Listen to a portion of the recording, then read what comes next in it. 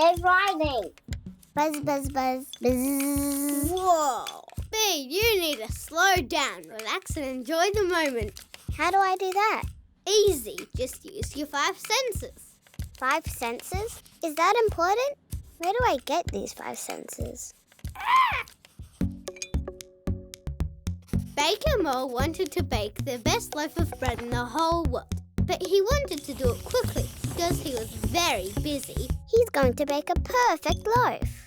But in his busyness, Baker Mole made lots of mistakes. But the worst mistake of all was when Baker Mole forgot all about the loaf in the oven. Poor Baker Mole. But something strange happened.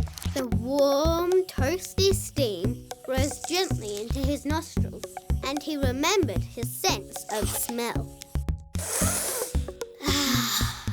It's like we're really there. Baker Mole wanted to try again, but this time he decided to use his 5 senses. First, he felt the cool dough expand between his fingers and remembered his touch. He watched the bread rising and remembered his sight.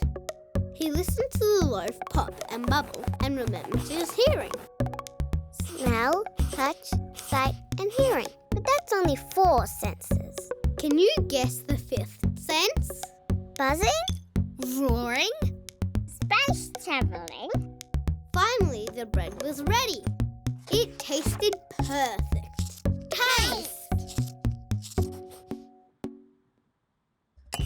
When you use the 5 senses, your writing becomes descriptive and more interesting.